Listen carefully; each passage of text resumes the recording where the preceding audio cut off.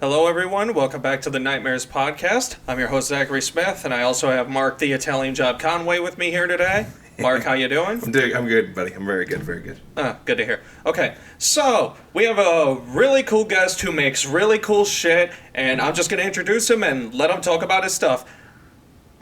Arthur Donaldson? Arthur Donaldson. Yes! Exactly correct. I got it right! Okay. All 90s you, kids Zach. from shit education. Who doesn't know how to pronounce people's names. We know how to write them in text, but we don't know how to fucking do that. What's going on, man? Go ahead and introduce yourself. All right. Well, thank you, guys.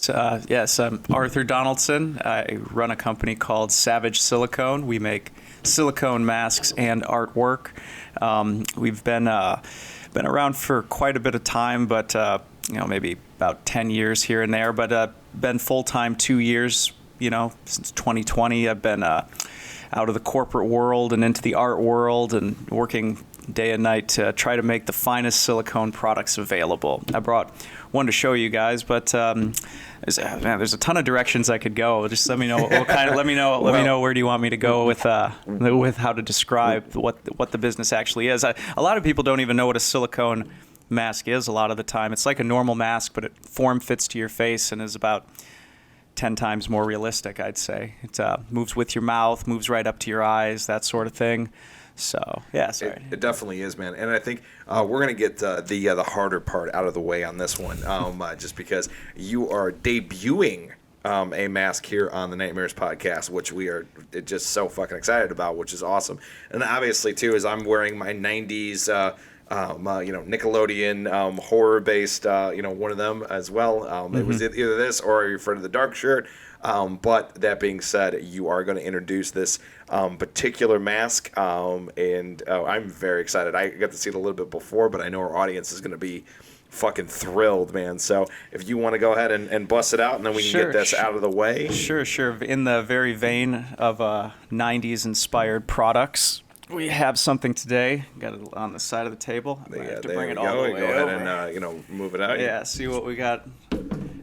Might do it here. It's got the bag. Nice little. Let's go ahead and unveil it. Yes. Look at that. That's fucking awesome. Yes, That is a beautiful mask. That is fucking fantastic. This is a mask we're calling the Unloved. I'll set it right here. It's a little higher than my camera, I suppose. But I can adjust that. Or actually, even if no, this works good. It looks crazy from there. I'll just use the wire. Yeah, that's good. Yeah. I can hold it here for a second. There you go. Yeah, there you go. Hold it right there for a second. Yeah, and then we move it to the middle maybe in a little bit. But yeah, so this is 100% platinum silicone. It's incredibly stretchy. You can wear it, but you should not wear it because of the nature of this mask. It's too frightening to be worn, frankly. Too scary. And so you're not allowed to wear it. But he can be worn, and his mouth fully articulates with yours. You can breathe right out of the nose holes, and the eyes, they go right up to your eye holes. And you can also hear out of it. You can wear these things comfortably for long periods of time. And yeah. So I'll do a little spin around, maybe show you guys some of the details, some of that. Absolutely. Look at that fucking. I didn't see the back. Holy shit, that's fantastic. Some of the it's permanently glossy. You don't have to worry about Vaselining this bad boy up. It'll just always have that nice shine to it. It's got silicone teeth in there, so they're kind of, all the paint is intrinsic. It's made of silicone. It's painted with silicone, so that paint is on there. And yeah. All right. So yeah, here he is on our floating stand. I took a short video beforehand. This thing, the paint is still basically drying on it. We just made this, the first copy right here. And I took a short little video here at the studio before to see how it fit and moved with my face. And so I think I'll be able to cut to that later. But yeah, so silicone is different from other materials. A lot of horror fans are used to latex masks, which are opaque and, but silicone has a slight translucency. Even like under here, you can see through it just a slight bit, just like real skin. Your skin is a little bit more translucent than you might imagine. The other thing that silicone does really well is it's the same softness as skin. There's a scale called the durometer scale, and if you actually it refers to hardness. And if you measure your actual skin, it's about a 0030. And if you measure this, it's about a 0032, although I've softened it just a little bit so that it moves with your face a little bit better. And this thing also will do something that's, some people might say it's creepy, but I'm kind of into it, is that as you wear it, it'll actually warm to your skin. And the longer you wear it, the more it will move with your face, and the more it will feel natural to your face. And so this is actually about as close to the real unloved as humanly possible without some sort of witch's curse. Yeah. Or as much as anybody would want to be around that as much. Yeah. You don't want it taking over like you did in Goosebumps. Yes. So. Yeah. And we tried to, in the episode, there was several of these featured, and there was the first one, there's a latex mask, and there was like a mid-transformation sort of one, and then there was the one where it actually started kind of moving into her chest and all of that, and you can see we've gone a little bit further down with the chest so that when you wear it, it'll actually completely cover your chest. So I was saying is in the last part of the episode, it actually starts to become part of her chest. And so this will actually go a little bit further down. So if you have a shirt or something like this on, you won't be able to tell, where the mask starts and where your skin starts, unless you take quite a bit of your shirt down. So it gives it just that extra little bit of realism, So we've tried to get it, we've tried to add in quite a few more details than maybe there was in the original one, tried to do a little bit more with the paint, a little bit more extensive modeling, and a little bit more saturation and things like that. But yeah, so I don't know how much you guys know about silicone masks. I'm open to questions. As I said, normally the questions I get when I go to conventions and stuff are along the lines of, can you wear it, and what's it made of, and that sort of thing. So I'd be curious, what you think. Well, the warming thing was interesting. To actually have it warm to you. That's fucking crazy. And actually, you know what? I'm gonna say, I think before the podcast we were like, well, we're just gonna put this up here and then we'll pull it down. I don't want to. I want that thing to fucking stay right where it's at. And I'm totally okay with the corner of it being in the camera right now, because every time we go to a wide and everything else, it's just gonna be chilling there. Yeah. And I feel right. I just feel right. Yes. I really like the way it looks in silicone, because I don't think it has been really attempted in this material to this level, at least. It's because it's latex in the show and whatnot, but this one with silicone, it really just has a really clean look to it. And so, I feel like you're right. It looks nice in the shot. Yeah. This is one of, there's a few masks. Like I said, I've been making masks for a while, over 10 years. And, you're not always happy with your first masks, but I'm finally kind of getting to a state where I really want to own some of the stuff that I'm making, and it's a little hard with it's a little hard with the Halloween season right now, because there's orders all the time to fill. So my collection of my stuff isn't too big, but this is one of the first masks. This is actually primarily a personal project for me. It's something where nobody was making it. I didn't think anybody was ever going to make it correctly, and I finally gotten to a point where I felt like I had the resources and ability to try to make it correctly. And so I got the right people involved, and I've spent a lot of time on this thing.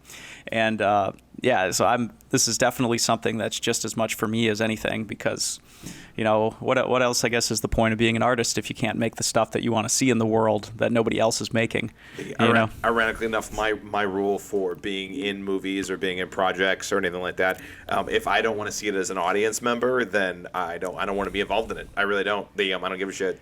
So I can definitely appeal to that. So I was going to ask you too, because I think this is a good transition right now. To talk about history and everything else. And one of the big things that we do here on the podcast is talk about when horror touched your life first. Because I know we're all fans, and we were talking about Centipede 3 before the podcast. So you got to be a real fan to actually be talking about how much you dug Centipede 3, Human Centipede 3. Sorry. So I'm very curious about when horror came into your life, man.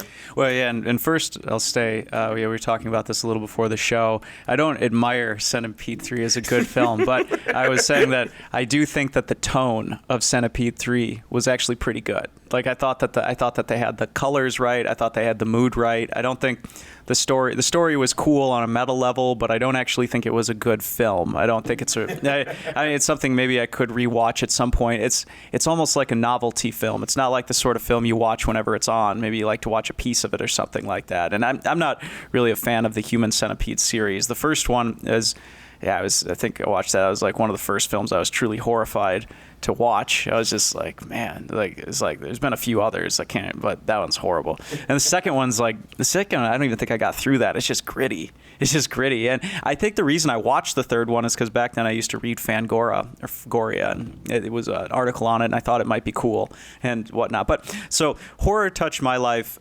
definitely. I love it how we have to establish that like a little disclaimer. I don't think it's actually a good film. I just think that I like parts of it. Well, yeah. I mean, I can't talk a lot of shit. I was talking recently, like, with somebody about this, like, Batman and Robin, terrible movie, but it has brought so much joy to my life as a human being by making fun of it. So I can relate. I can definitely relate. Yeah, there's a ton of things like that. And so, like I say, so for me, Goosebumps, and actually Goosebumps might even be a fair example of something that's touched my life, and I like the feel of it.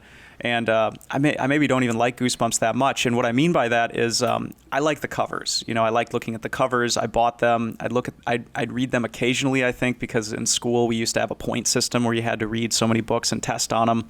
And if you didn't, you wouldn't make past the third grade or whatever. So I remember maybe reading a few of them for that reasons. I don't ever remember really liking them, though. And it's like the story ones. There's a caveat there, and this is actually also weird because the last week I rebought. There's this series that came after Goosebumps called Give Yourself Goosebumps, and that was where you could actually pick your path through the book. And that was way more interesting to me than the normal books, because the normal books were, I don't know, even back then, like even when I'm in third grade, I guess they came off as a little cliche. The covers, though, are phenomenal. They're still some of the greatest pieces of artwork ever put together. The color saturation and the way they fit together and the way that there were new monsters on those covers is just unmatched. So I remember staring at the covers in the library for hours and hours, and I think that might actually be my earliest memory of horror that I could stomach. I think when I was really young, I flipped on It for a moment on the TV, and I couldn't handle that. That didn't encourage me to like horror. That was because that was horrible. But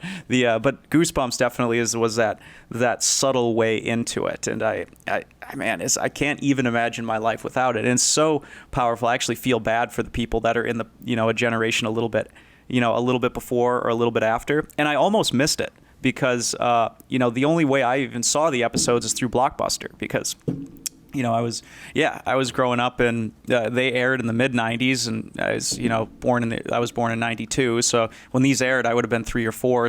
But in Blockbuster, they were prominently shown in like the early 2000s. So I was able to pick up copies, but you couldn't really watch them on TV at the time, and I didn't have satellite. So, so that's sort of where it started. And also even your shirt is a really good, not quite into horror, but definitely one of the better horror shows ever released in terms of for kids. Real Monsters is probably right up there, right? As Goosebumps and Real Monsters might have been the only two people doing it. There's also Are You Afraid of the Dark? Yeah, so we had an entire podcast actually dedicated to us talking about 90s horror television, children's horror television. And there were apparently, because we had a podcast with a dear friend who we're hopefully meeting up with later today, Corey Clark, and he's a Canadian. And they had a lot more shows up there than just Goosebumps and Are You Afraid of the Dark? Because obviously Goosebumps and Are You Afraid of the Dark are Canadian exports.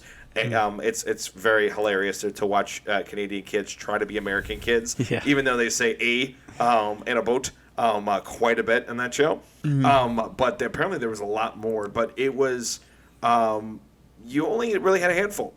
You had obviously Our Real Monsters. You had Are You Afraid of the Dark, Goosebumps, So Weird, and Courage the Cowardly Dog.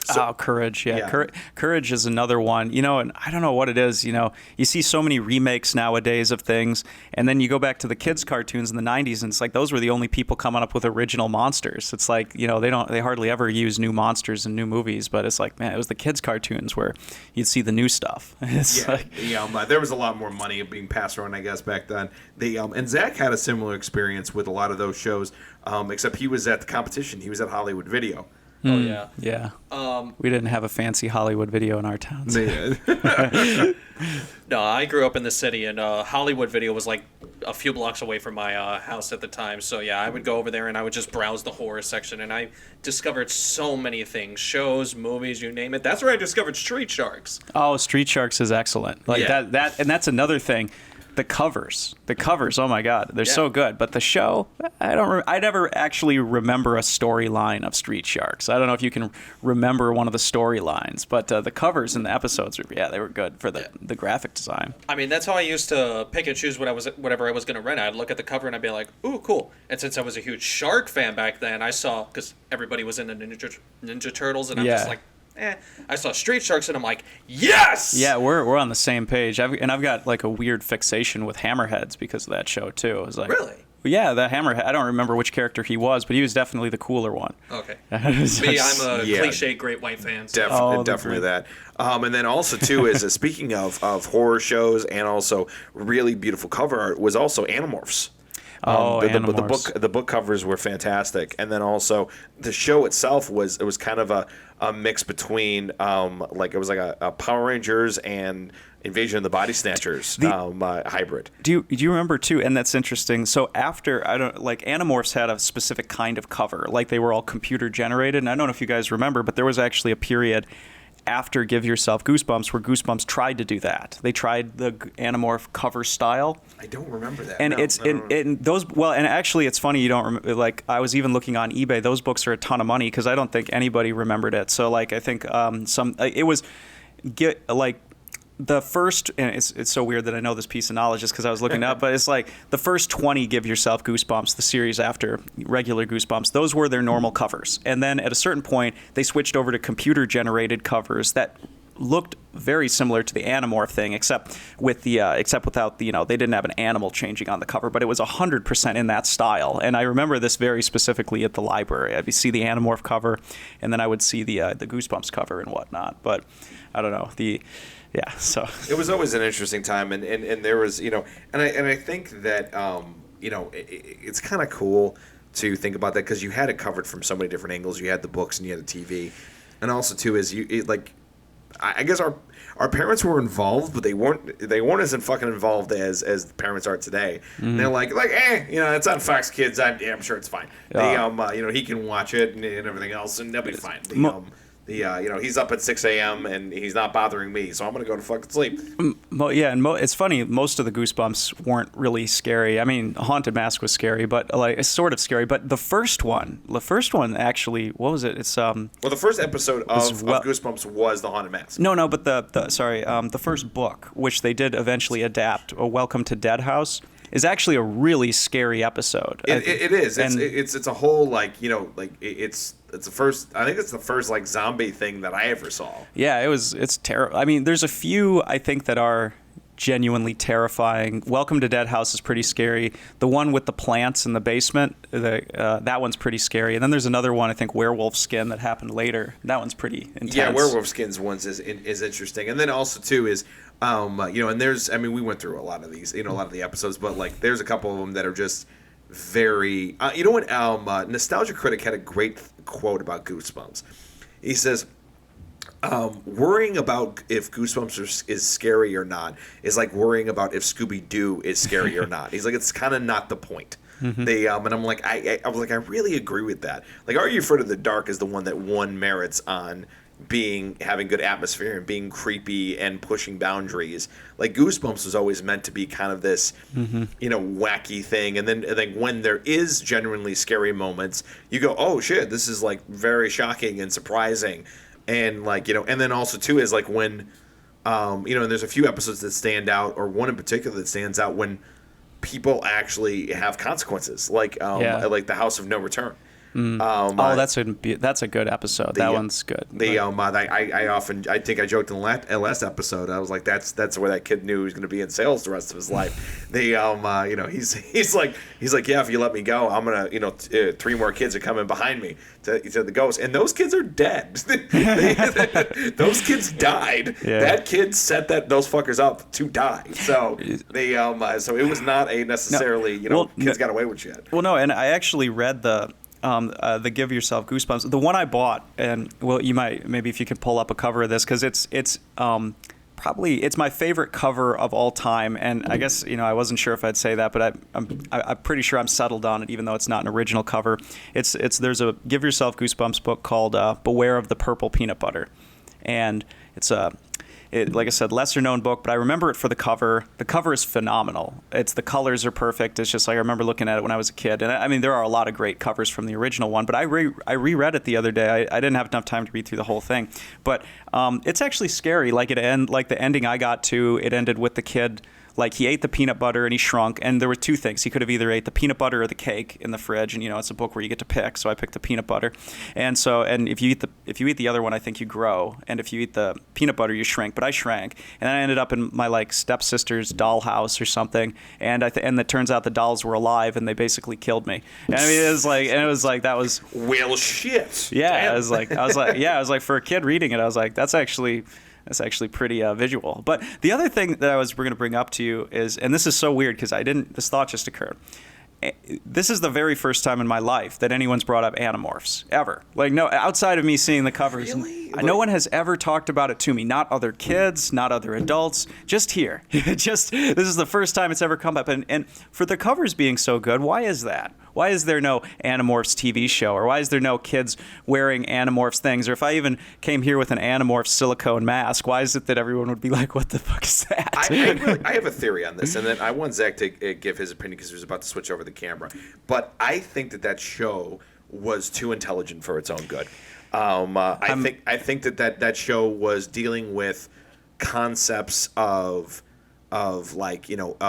bad parents, and it was kind of like it had thematic, and the people are going to roll their eyes when I say this, but it had thematic things to The Shining, which was what happens when your parent is completely fucked and you're a child and you're trying to deal with a situation where you're just trying to figure out your life, and then also at the same time you're like, I'm pretty sure my parent is trying to kill me. And then also too, you had talking about literally an alien species trying to invade invade an entire town and then the world. I mean, you had a lot of things going on, and you had some kids that were on the bad side of town, and they were dealing with permanent consequences. The one kid was an animal too long, and he became permanently an animal. You're dealing with a lot of superhero shit. Mark, and, I think you might have been smarter than most children. Myself included. I don't even think I remembered any of those. But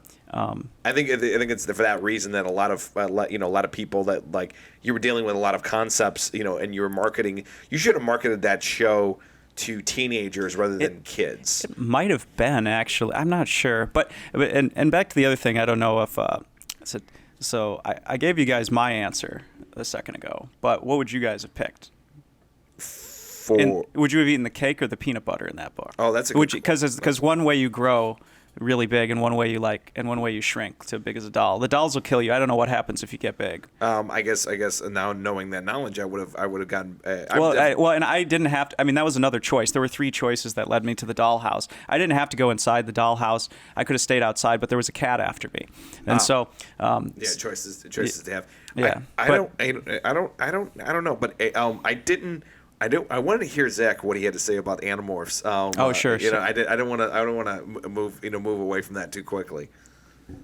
Okay, so on the topic of Animorphs, I've only seen the first few episodes because originally I rented it from Hollywood Video. I was just like, hey, I've seen these book covers all over the place. I didn't know there was a show, so I watched it. And for the most part, I enjoyed it, but I've only seen the first few episodes. I've never seen, more than that. Did you read the books? No. So I was a very lazy child. I hated reading growing up. Yeah. So when it came to Goosebumps and stuff like that, I love the covers. I love the show. Yeah. Never read any of the books. Yeah.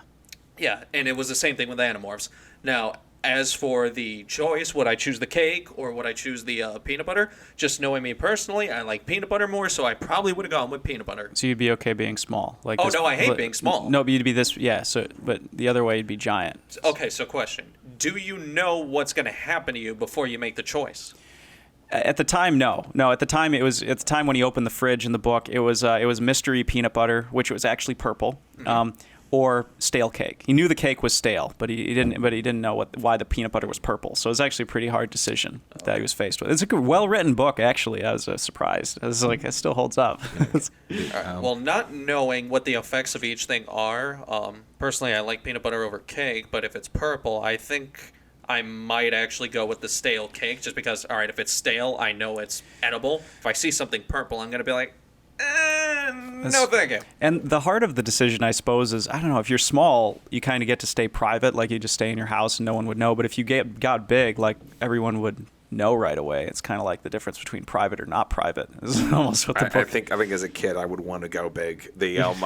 Knowing my ego at the time and knowing, like the decisions I was making in the life I had at the time, I would want to be big. I would definitely want to be big. Now, I don't believe that you answered the question about why Animorphs, kind of went under the radar, like why nobody talks about it anymore. Oh, I was asking because, and honestly, I've never read an Animorphs book. Like I said, I think at the time they were intimidating to me as a child. The covers did have a little bit more seriousness to them over Goosebumps, and I don't know what it was about them, but they also seemed a little bit more like, I don't know. Like I kind of imagined that the stories would be slower moving just based on the cover for some reason. I don't know if that makes sense. Like there were certain things I couldn't get into, like certain animes as a child, because they just would move too slow. I was definitely like into Pokemon and Yu-Gi-Oh, but couldn't get into some of the slower moving animes. But until I also didn't even know there was a TV show. I don't even know why they didn't have that at my Blockbuster. But yeah, I never understood why it fell under the radar. I think like I was saying, I think it just dealt with too many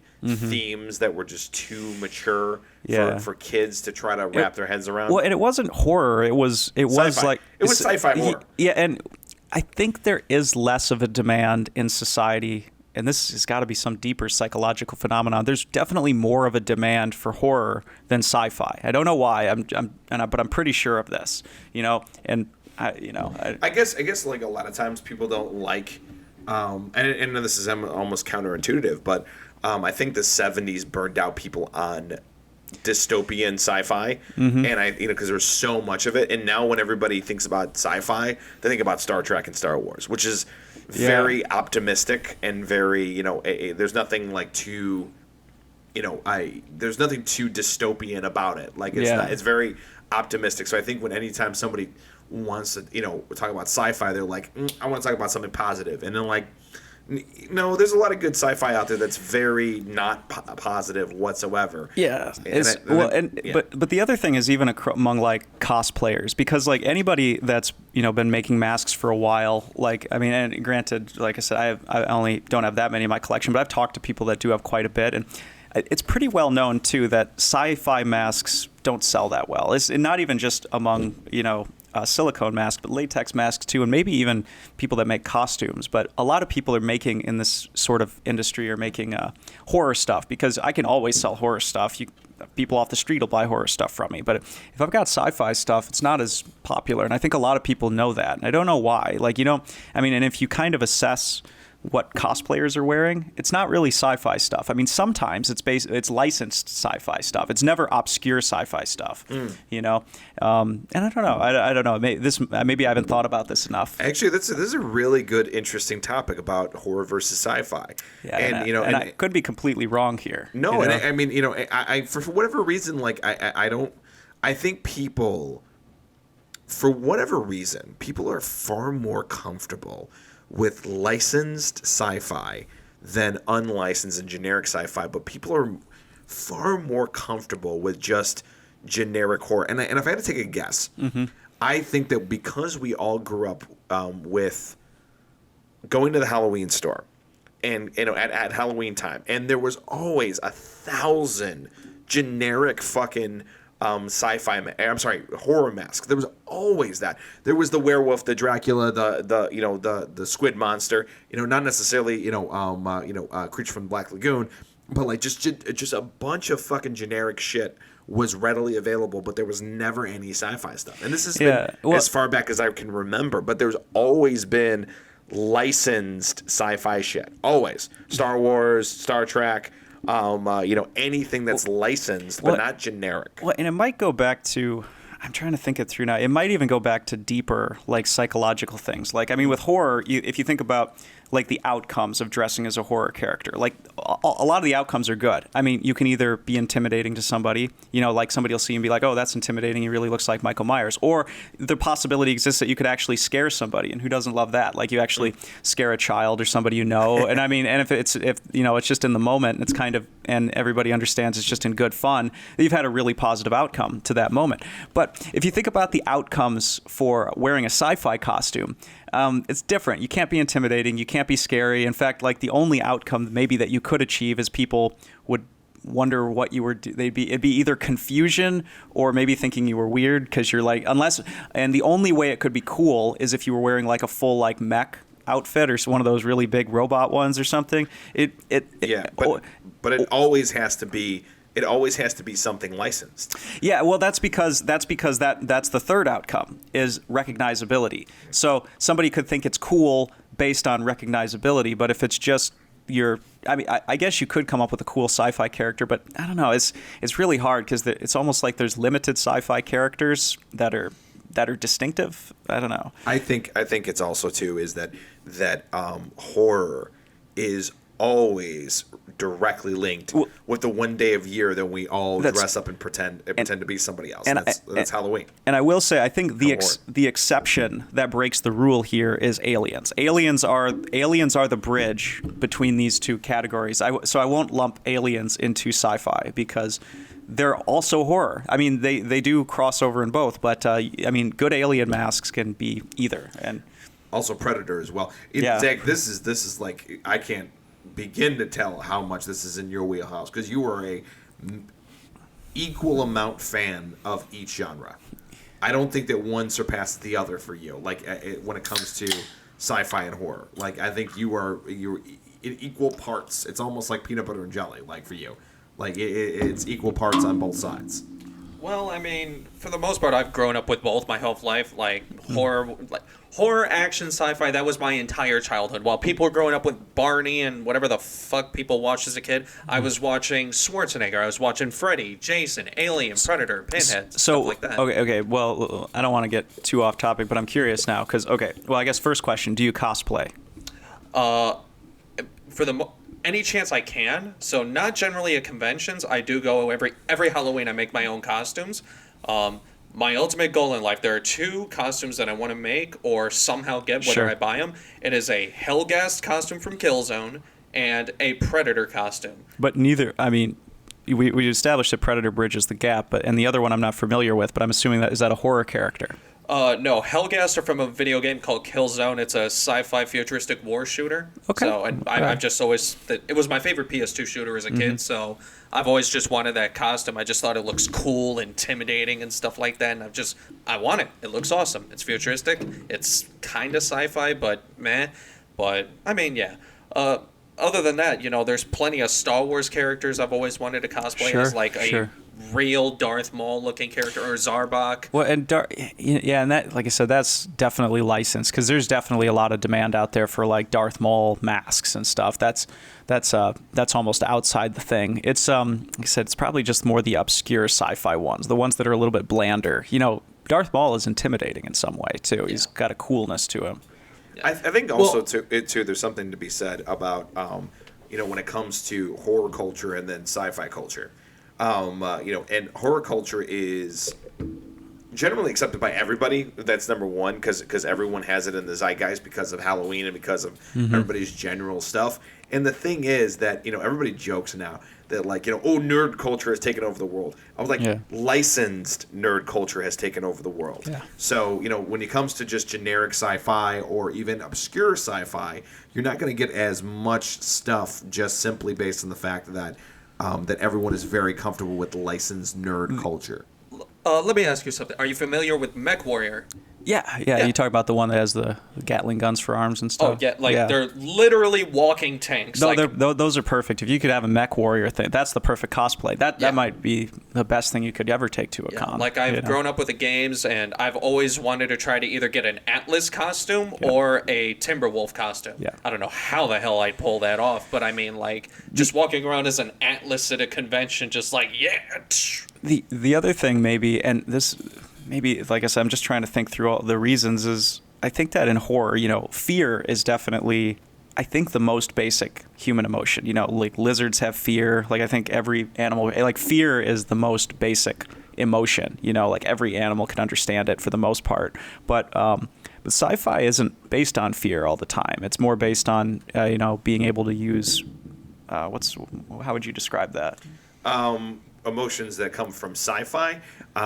Because what emotion does that appeal to? I would say wonderment is definitely one of them. Yeah, but animals don't all feel wonderment. It's not your reptile brain doesn't have that. It has fear. So I feel like horror is a more universal experience because it just can apply to more people. That maybe not everybody feels wonderment. I'm sure some people don't like that, but everybody feels fear whether or not they like it. So you know, it gets forced onto everybody. When it comes to sci-fi and like emotions and stuff like that, I guess everybody wants a lightsaber. You know, when I think one of my favorite aspects of sci-fi is Star Wars. I'm a diehard Star Wars fan, and if ever we could achieve making real lightsabers, that's such a wonderful or just cool thing. Did you see that guy on YouTube who made a real lightsaber? Yeah, like the scary. proto-sabers? Scary as shit, though. I don't think I'd want to hold that. Like it could actually just cut your arm off. Yeah. Lightsabers are the more you think about lightsabers, they don't seem that great. Dude, they're deadly. Like deadly. It's cool because he's developed a real proto-saber, which in the old Star Wars comics back in Legends, real continuity for those who care, they actually had to so the Jedi had these backpacks and everything like that, and they hooked them up to their swords, and what the guy built was an original proto-saber from the actual Star Wars comics. And I never even thought I would see that in my lifetime. So the fact that it exists, it's like, would you use it if you had the opportunity? Yes. What if you had just, and I don't know if you drink, but what if you went out drinking and you were like half drunk and half sober, but then they're like, man, I got to show you something, and then they took you in, and you're like, this is gonna be your one chance in a lifetime to use this, but you're kind of buzzed, and they're like, do you want to hold the lightsaber? Look, if I'm drunk and somebody tells me I'm gonna hold a lightsaber, normal me would be like, fuck yeah. Drunk me would be like, yeah! Dude, and honestly, I gotta be honest, man, I would become like Ivan Drago at that point. I'd be like, if he dies, he dies. It's a fucking lightsaber. but I mean, it is, but it's also basically just the one that you would actually hold is really just a high-powered welding machine or something. It's just... More or less, yeah. I mean, you know, it's... For me, there's still so much cultural significance in that. It's just I'm holding a piece that was conceptualized in Star Wars that I've always wanted, and I'm now holding it in my hands. Because do you play VR at all? I've tried. I want to. I really want to. I even bought an Oculus, and I just get these headaches, and I can't figure out how to get rid of them. I'm like, I want to be into VR so bad, and it was funny. When I bought the Oculus, so have you ever done that game? It's called something's Plank Adventure. No. The Oculus has terrible game selection. I really need a PS3 or PS whatever it's on. But so in the Oculus though, there's a thing called Plank Adventure. It's really good. I mean, the game is basically, it's not really a game. It's just an experience. You show up to a building. There's an elevator. You get on the elevator. Everything's pretty realistic. And you go to the elevator stops at the top of the building. And when the elevator door is open, there's a plank. And then it just looks so real. You actually feel just like you're on a building and there's a plank you can walk out to. And I loved it. And I had as soon as I got it, I had my girlfriend put it on, and she got up to the top of the building, and she's outside the plank, and she'd never even done VR before. And as soon as she sees it, she's like, wow, this is realistic. And I tackle her, and she's like, ah! She really she was trying to get it off her face. She's like, oh my God, it's horrible. It's just it's a lot of fun doing stuff like that. So if you have the Quest, right? I used to. No, I had just the regular Oculus, but I returned it because of the headaches. I tried to use it every day for a few weeks, and I was like, I just can't not get a headache from this thing.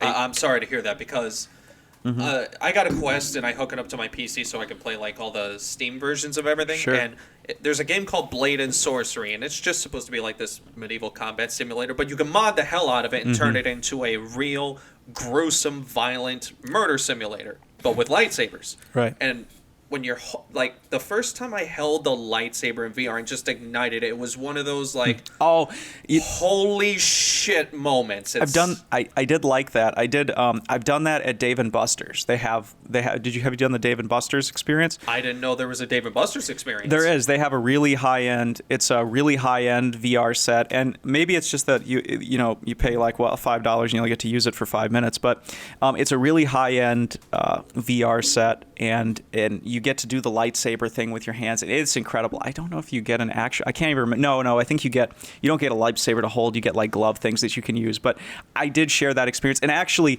that's why I bought the Quest. That experience at Dave and Buster's was so good that I thought I wanted to have that at home. And maybe I just need to try, like I said, PSVR. But yeah. So I was going to bring up something very interesting here. Is that just to go back to it about emotions when it comes to sci-fi and horror. If I had to pick one, sensation and everything else, horror is fear, and sci-fi is nostalgia. But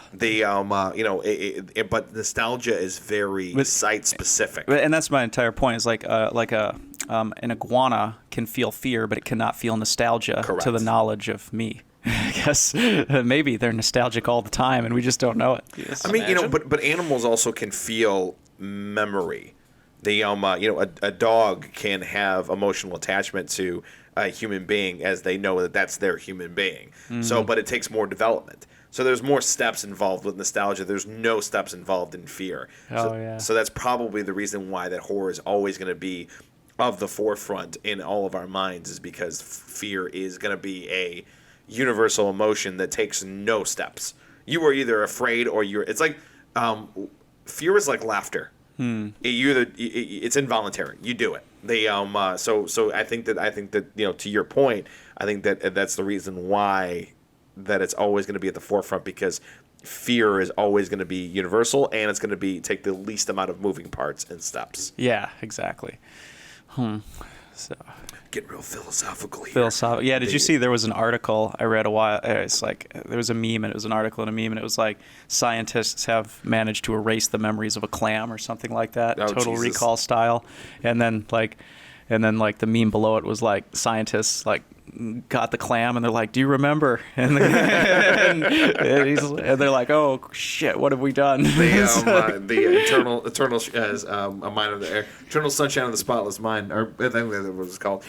So I'm curious though, because as we're continuing the conversation, how did this come into your life? How did you start, actually developing, masks and things like that? How did the art form get into your life? Well, this is interesting too. One of the most meaningful experiences, and I'd be curious if you two shared this, to me, was at the haunted houses or just around Halloween time with the Halloween stores. Is there used to be this thing, at Spencer's Gifts even, where they'd have a big wall of masks, Oh, yeah. And I just remember staring at them and just in disbelief as long as I can remember. I don't think I got to stare at them long because, my mom would say, "No, we're not buying those," and it'd pull me away. But as long as I could stare at them, I remember staring at them and thinking, and then just like imagining how cool it would be to put this thing on and transform into that thing. And so I don't remember at what point I got my first latex mask, but I do remember at some point coming to the conclusion that latex masks were disappointing. They didn't really work. Nobody really thought you were whatever you were wearing, and never, it just didn't work like it should. So then at a certain point, silicone masks came along.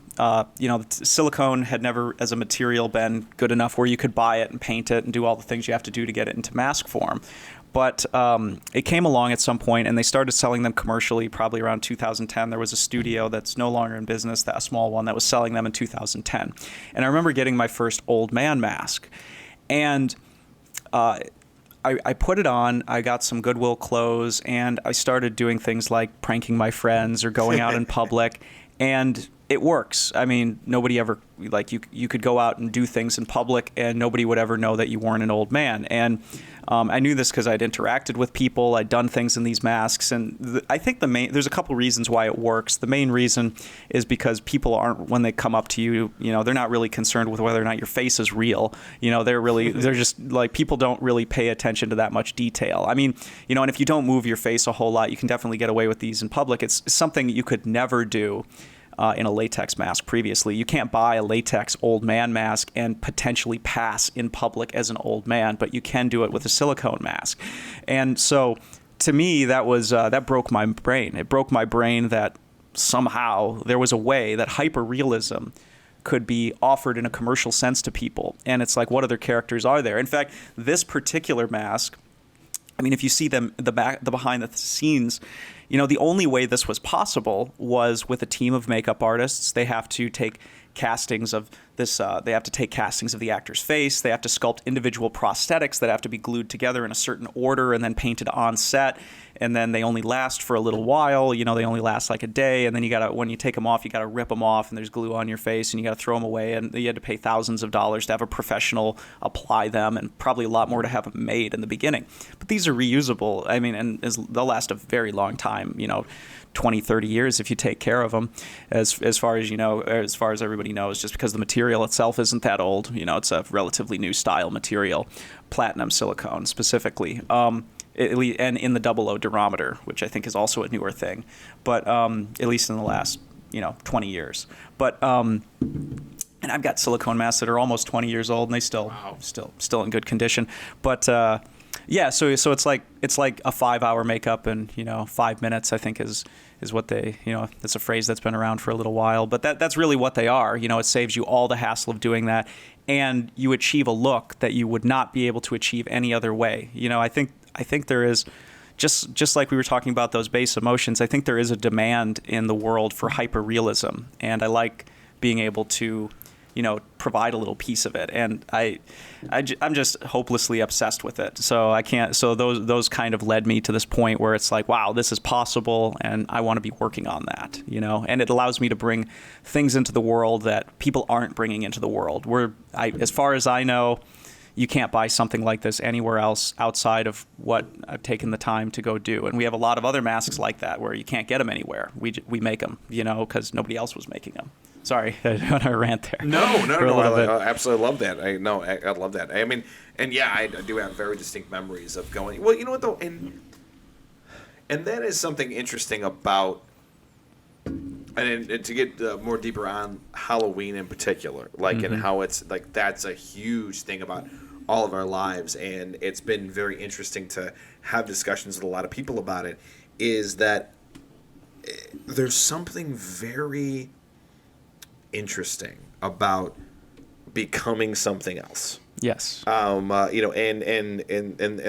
we've given a day of the year that, and it's kind of cool for us because we get to do that shit all the time because we're in horror. But but we've given a day where people can become whatever they want to become, and there's something interesting about that. Like, I think that's something that's very human. Yes. To try on something else. I got a great piece of advice from an acting perspective. I think it was from Russell Crowe. He said, if you're playing a part, the first thing you change is the shoes.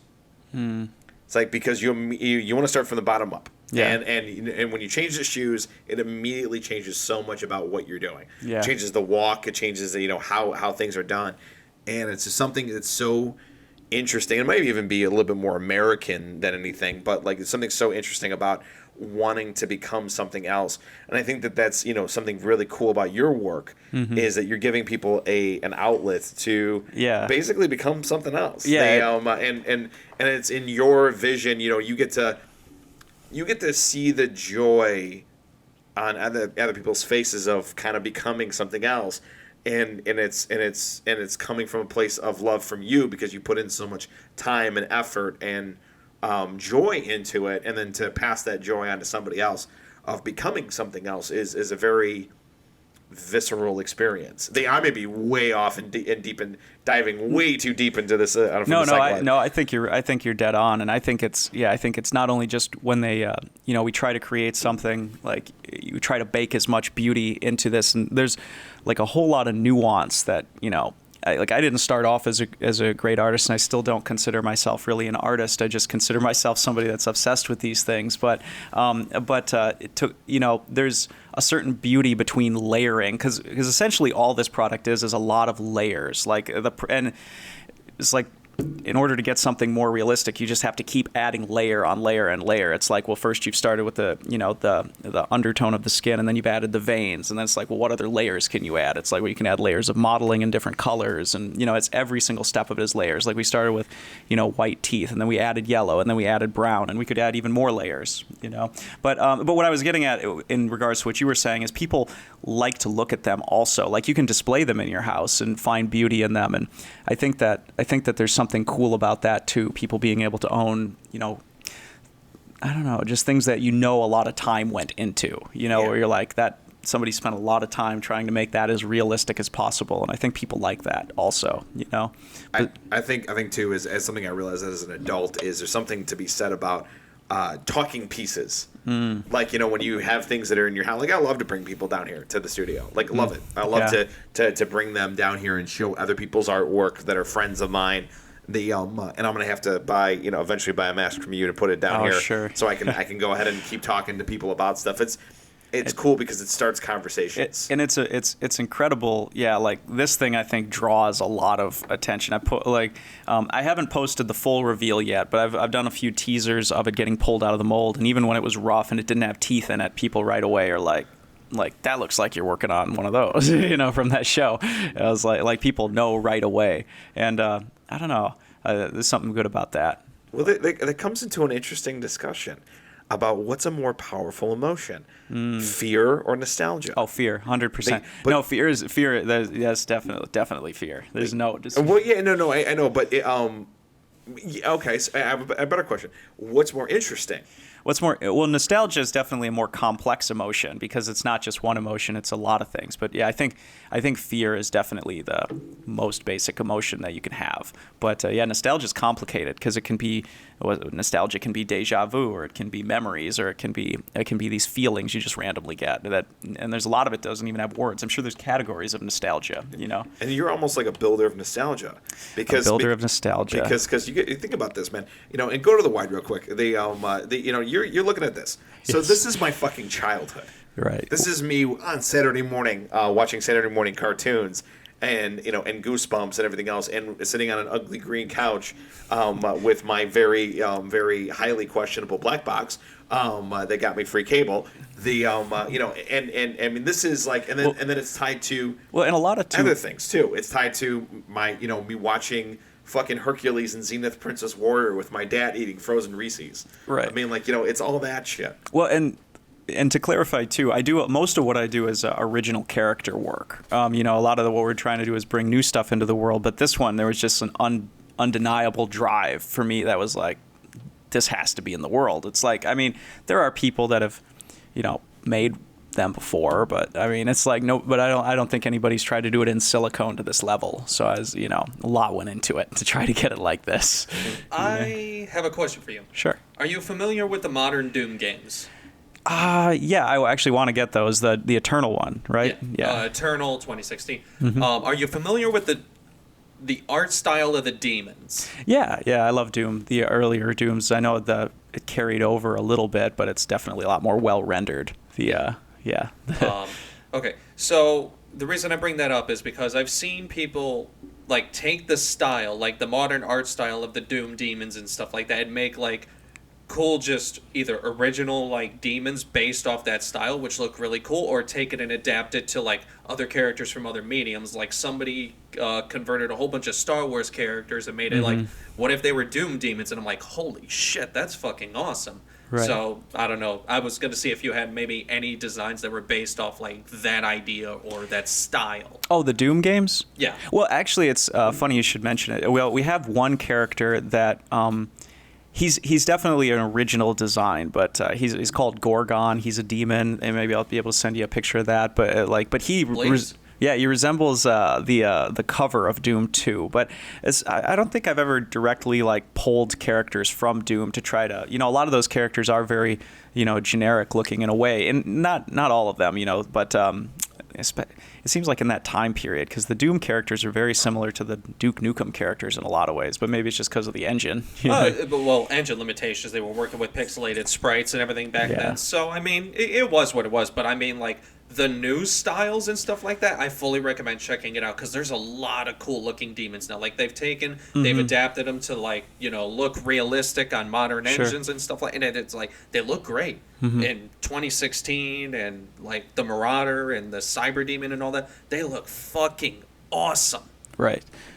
So. No, that's interesting. I'll have to take a look at those, because it's like I said, I've been wanting to get more into video games lately. It's been hard too. Like I'm also like man, you guys are gonna hate me after this, but I still have I've got 2 systems right now besides my Oculus that I returned. I've got an N64 that I play when I can, and then I've got a PS3. I still got, but I want to upgrade. I want to either get an Xbox now or what's the Nintendo one, the Switch. The Switch. But I don't want to get. I don't want to Switch. There's a PS5 and the Xbox. I don't really want the PS5, but I probably should get it just because. Honestly, man, I'm coming from a dude who's been with Xbox since 2000. They're not doing anything fucking new with Xbox, man. If you're gonna stay with Sony, stay with PlayStation. I don't even know if I can get a PS5. Look, realistically, if you want to keep things simple, get a PC. Because you can get Xbox games on PC, PlayStation games on PC. It's like, what's the point of getting a console anymore? Well, that's the thing too. Is like I just got we were talking about 3D printers, because we got at the studio we have quite a few. I've got. Like 2 that I use now. I got one smaller 3D printer I use every now and then, but then I've got a bigger one that I'd like to print out some bigger props on. That's resin. But I needed a better computer to run it, so I bought an Alienware. I was actually still waiting for it, but I want to put some games on that, because some of this rendering software like takes a long time to pull the renders through. There's something called Kira, and man, if you don't have a fast computer, that takes forever to load. So, I forgot what slicing software I use. It's one of the free ones, but it's nice, it's simple, and it's easy to use. I just forgot what the hell the name of it was. You'll think of it later. Yeah, probably. So, I was going to ask you, too, because something you brought up an interesting story about you leaving the corporate world. Sure. And then doing that. What was the moment that you're like, I'm done? Like you made a clear line in the sand of where you're like, I'm leaving this job. I want to do what I love to do full time. And and what was that moment? Or maybe there wasn't. Maybe it was just a natural progression. It was really hard, and it was sort of a natural progression. I'd always wanted to be an entrepreneur, but the company that I worked at was actually very entrepreneurial, and it was the people there were incredible, and I probably honestly would have never left if I hadn't have just said, I'm doing it, but because it was a great place. Everybody was really great to work with. It was very entrepreneurial, but when it's a company that big, you can never own it. You can never own a piece of it. You can never, if you have a small business, even though it's a little piece of something, at least you own your own business and you can have more control over it. But so I just kind of, one day I'd been working there a long time, and one day I was like, I don't know if I'm going to want to do this I don't know if I'm going to want to start a silicone mask company and go to horror conventions when I'm 50, but I do want to do it in my 20s, and I thought, and people will probably be more understanding if I do something like this in my 20s than my 50s. So I thought I'm just going to go do it. Plus, it's a really new industry. So there are new people popping up. There are people popping up all the time, and there's people doing interesting stuff. But I just wanted to be a part of it. Because it's like you see other people doing cool stuff, and you're like, man, I think I could do cool stuff too, and I want to be a part of that. And you kind of just get, it just wears on you day after day. Every day it's like you're missing out, and it's like, okay, I'd like to be a part of that. So I'm finally just, whatever it takes, I'm just going to get a plunge for it. Plus I got. I had a little bit of luck in a sense. I had a long time ago, I had bought a few houses for really cheap, and then all of a sudden to the real estate market kind of got good all of a sudden, and I was able to have a little bit of a nest egg to start it, because obviously when you try to start a business like this, it's not cheap, and I was trying to save up for years too, because the materials are expensive. You guys would be upset with me if you knew how much money I just wasted on practice runs, like, when you got a mask like this. It's Oh, we trust me. We, when it comes to like filmmaking and stuff, we're very aware about how much things cost. Yeah. Or better yet, how much people say that they cost, but how much they really cost. Mm-hmm. Those are always fun conversations as well. Sure. What do you mean by like how much people charge you versus what they're spending? Well, I think there's an attitude sometimes about people that they think that like because you're a filmmaker and you have an infinite number of. Are you talking about those videos where it's like do your own 4-point lighting system for $15 and then then you get into it and you're like, oh. You're like, no. Well, yeah, I mean, you could do that, but it looks like garbage. And then also, too, is some other situations that have happened where people think, either you have no money and you're a student production or you have infinite money and you're a studio. So, and they can't imagine that there's an in-between point in between that. Speaking of, like, funny and, weird stories and everything, do you have anything, fun from the conventions where, people really surprised you or became, like, they're like, oh my God, this is this and that, and then, this reminds me of this, and, anybody interesting that you met or had a visceral reaction to it at the cons? Oh, I mean, yeah, we get, like, good reactions all day long, people coming up and being excited, and I've had some great experiences at the conventions, even at Days of the Dead, there's a I met a nice family and they got a Squidly mask from me, and I love talking to him every time I go there. And last year he wore the Squidly mask, or just this last one he was wearing the squid mask around, and that made the whole thing for me. And I think there was one guy I was working with. I really wish I could have made it to Flashback, but there was a nice guy I met too that had a Freddy.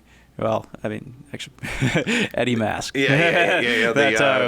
Copyright infringement. Yeah, we don't make those. We make Eddie masks. We make maybe sometimes, he was wearing it around the con.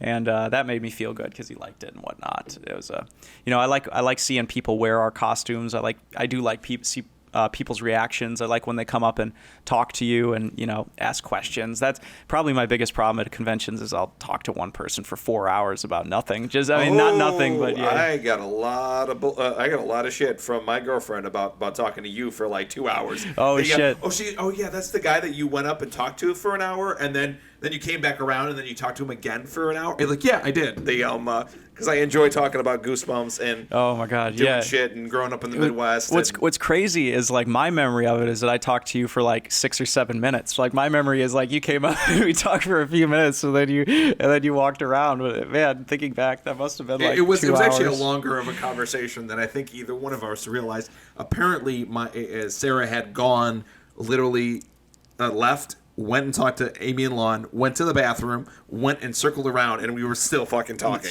No. And she's like, all right, honey, you're going to leave this guy alone? Oh, no. To be fair, we spent the entire last conversation just talking to James and Amy and Lon. Yeah, that was fun. Time. Yeah, we went around a couple times, and I'm I'd rather talk to James about, like, touring with pseudo heavy metal bands in Vegas and firing his drivers and shit. Like, yeah, that was fun. That's the best part. Those people are so nice too. Like that. Oh, dude, we talk about this all the time on the podcast. Is just how maybe you can add to this conversation. Like how amazing the horror community is. It's incredible. How wonderfully nice and accepting and just warm and into the outside world, they'd be like, those people are weird. They like to watch horrifying things. Yes. But they're like, no, they're the nicest fucking people that you could ever imagine. Oh yeah, no, everybody I met's incredible. I have zero negative experiences so far at these places. I mean, maybe it's just I think it's pretty mainstream now. I think a lot of even normal people show up to these things just because it might be something fun to take their kids to. But but then the other thing is it might also could just because we're in the Midwest. You never know. People are extra nice here sometimes. So you got a lot of the conventions I attend are in Chicago because we're just over the border. But I do want to get a little further out at some point. Yeah, it's crazy. And I talk to Zach all the time about like how just like to sit imagine another con. Like you would never be able to walk up to a booth and talk with people for an hour, about whatever. It doesn't seem appropriate in other settings, but for some reason in the horror cons, it just works. Yeah, no, it definitely does. And they do some, there are some people that walk around too and do the interviews. I've been on a few interview shows. There's a nice group too, Tribe 3. I think that's the production company. I actually went to college with one of the guys. Adrian? He's the guy with the glasses, kind of crazy hair and everything else. I know who that is. I went to school with him. I always see him there at the cons. It's always fun. Yeah, no, they're a phenomenal bunch of people. There's a few people that walk around and kind of try to and do that at the point, but no, it's like no, I go to the cons just because you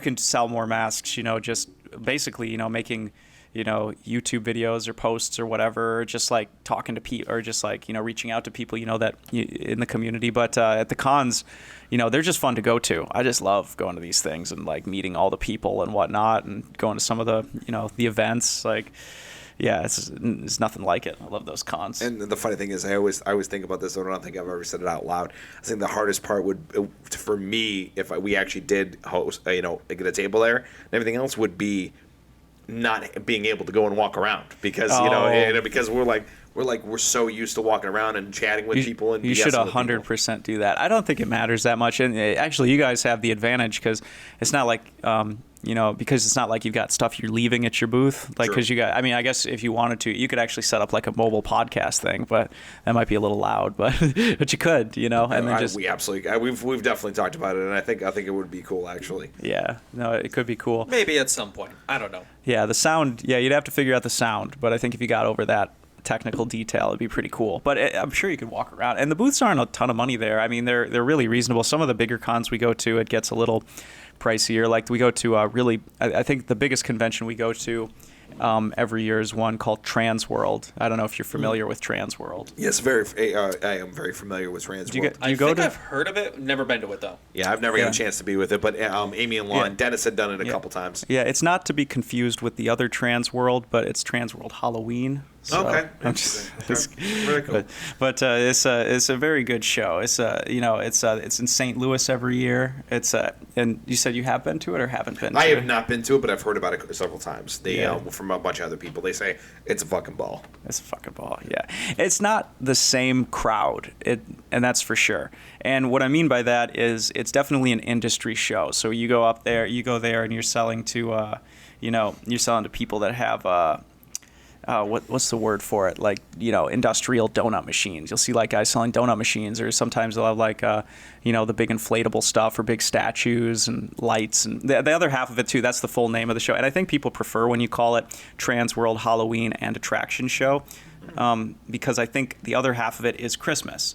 And so so it's you show up to the other half of it, and I think that's where all the cities show up and they buy their lights and whatnot. So if you're over there, you're talking to people, like city mayors and stuff like that, and they'll wander through every now and then and ask if you have Christmas masks or whatever. But and at the cons it's different, and there's no celebrities there, but it's just really big stuff. They have one room there called the Dark Room, which is amazing, which is where they have the really big stuff that haunted houses would buy, like the 30, 40, 50 foot tall stuff that's, all light up and jumps at you on big cranes and things. And you definitely have to make it too. It never used to be open to the public, but they just opened it up again, or they just opened it up to the public. So it's been busier than ever, but no, that's definitely the one to go to, especially Fair enough. That's awesome. I was going to say that sounds like one we need to check out if possible. Yeah. That's definitely something we'll be writing down to take a look at. You said it's in St. Louis? It's in St. Louis. Yeah. Now, and I personally, I love St. Louis. It's a great city. It's got such a cool vibe to it. They got this place there. I mean, I just like that city. The architecture is really cool. It's kind of like Chicago, but smaller.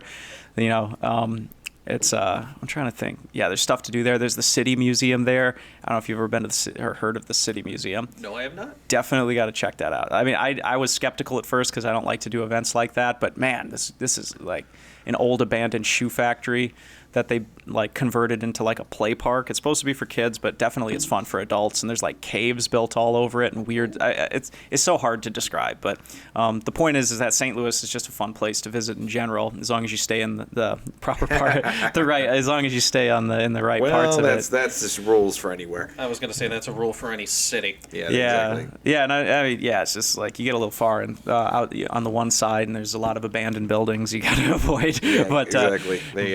No urban exploring for these people. So yeah, no, that's awesome. I think that and what we do is we do something fun.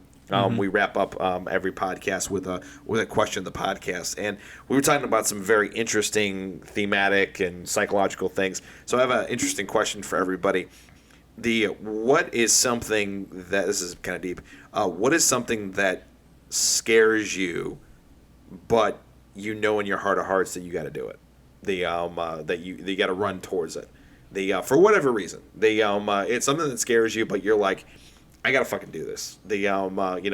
For whatever. I think we were talking about these themes and everything, talking about fear, and I'm like, this is interesting, like, about how fear is so visceral, but I'm trying to think of like, what's something that scares the shit out of you, but you're like, you know what, I gotta fucking do it anyway, for whatever reason. And that might be a little too deep for this podcast, but I thought it'd be interesting. And typically, and not to put you on the spot, with our guests, we actually allow the guests to go first, but they do have the option to pass if they want a little bit more time. I'm trying to think because, like I said, like mainly I've been kind of accomplishing a lot of the things I was scared of. Like I said, I was scared at one point to quit my job and go off and do this sort of thing. And that was probably the biggest thing that scares me. There's other things that I'm legitimately scared of that I'm not going to do, like skydiving. Maybe I should skydive. Maybe that's the moral of this podcast, is that I need to skydive afterwards.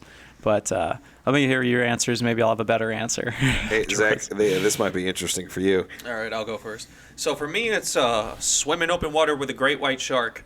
That's it. Yeah, it's something I have always wanted to do. You have to do it, though. Yeah, there was a Shark Week. It was when I was a kid. One of my earliest horror movies was Jaws, and it's my favorite movie of all time, and that's where my obsession with sharks came from. Mm-hmm. And I remember I saw this woman just swimming just alongside this great white, and I'm just like, inside the cage? No, outside. She was hanging cage. under the dorsal fin and just swimming with it. And I'm just like, that is the most beautiful, amazing thing I've ever seen. I got to do that. Don't know how, but I'm going to do it.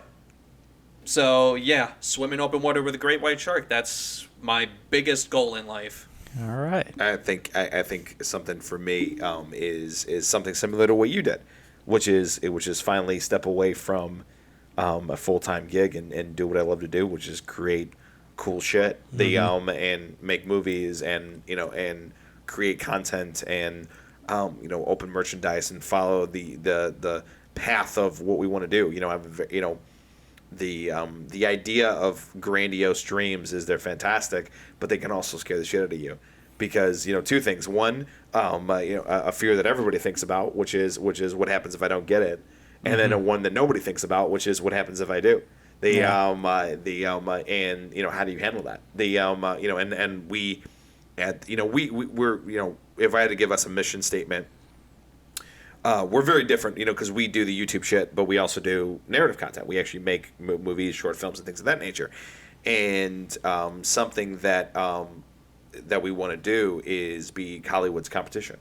We want to build our own system. We don't want to integrate into their system. We want to build our own shit, sure, and run our own thing, and and have a different community.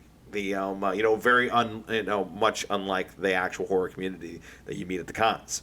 Friendly, willing to help, and building a community rather than some of the other things that are going on in the system that we disagree with. The cutthroat competition, all the other shit. I love competition, but some of the other darker aspects of it that I don't like, and the other mal business practices I don't like. But there is a considerable amount of fear with that because what happens if I don't get it? What happens if what happens if it doesn't work out? What happens if it turns into something that I don't like?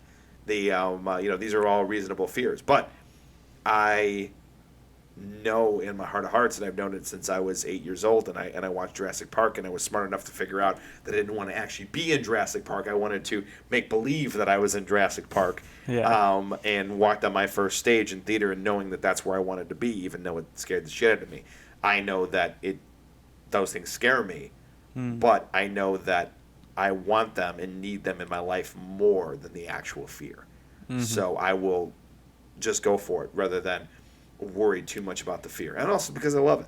There is a considerable amount of fear, but the desire and the need to get those things is far more powerful. Well, and not to one of the other things, and feel free to disagree with me, is I've had this thought recently where I think that the source of all fear is the abyss. I think there's this thing called the abyss that exists, and we're all truly terrified of it, and every single fear can be boiled down to some form of going into the abyss. And what you're describing is hard. It's almost like like in order to make what I would consider good masks, I had to stare into the abyss for a long time. I had to make masks that people didn't necessarily want, until eventually you work up to the point. And it's like that particular journey you're talking about. It's almost like you can quantify it with how long do I have to stare into the abyss before this dream would become reality. And if you can withstand that, probably will, but it's a really, really hard thing to stare into. The abyss, or if other people want to call it the unknown. The abyss, the unknown, whatever you want to call it, the uncertainty of actually, doing something that is different and something that is unknown. It's interesting, but there probably is a subtle distinction, because it's almost like the abyss is known. It's nothing. It's horrible. It's nothingness. It's not. I don't know. Unknown is like there could or couldn't be an abyss or something. Like there's a chance in there that it could be good. But and actually, and I don't disagree with you. And here's the reason why. Because we're all three of us at this table, and I know you're not, my definition of an artist is making, and it could be good or bad, but a definition of an artist is making something that didn't exist before reality. And I'm sure that's, a pretty good example of looking into the abyss, because the abyss doesn't exist. It's emptiness. It's nothing. And then you have to create something out of nothing. Yeah, you have to exactly. That's the actual task. But in order to do that, you have to look into nothing, and you have to have nothing look back at you, and you have to feel that. You have to, and it's a truly terrifying feeling. You can't even describe it in words, really. But it's real. It is very real. It's just the struggle of an artist. Yeah. So on that wonderfully chipper note, sir, it's been an absolute pleasure. Thank you so much for being on. This is your opportunity to look directly into camera and talk about where the good people can find you, and and we are releasing this at the beginning of October, so where they might be able to find you in person, but also more importantly, will they be able to find you via social media and online? Sure. Yeah. I directly. Yep. There you go. All right. I can be found on Instagram at Savage Silicone, Facebook Savage Silicone, TikTok Savage Silicone. All our products can be seen at savagesilicone.com. I'm going to be attending Crypticon in the next month. I think it's in September at some point in Minneapolis. And then after that, I think we're going to be just getting ready for Trans World. So we have a really great booth there right on an end cap. So if you stop by Trans World, I love to talk. So feel free to stop on by. And yeah. Cool. Zach, you introed us. You can close us out. No, you do it. You do it better. Come on. All right, well, thank you so much for checking out this episode of the Nightmares Podcast. If you be so kind, you can find us wherever podcasts can be found, on YouTube, Spotify, Anchor, all those great sites. And also, if you can follow us on social media on Facebook, Instagram, YouTube, and Slasher. Under Midwest Horror. Check out Slasher for all things horror. Thank you so much. Oh, and also, too, if you are watching this on YouTube, if you could be so awesome to stab that like button, smash that subscribe, and click that little dingy bell to be notified every time we drop amazing content right here on the Midwest Horror Network. Thank you so much, and we'll see you next time. Bye, guys. Mask is awesome. It's awesome.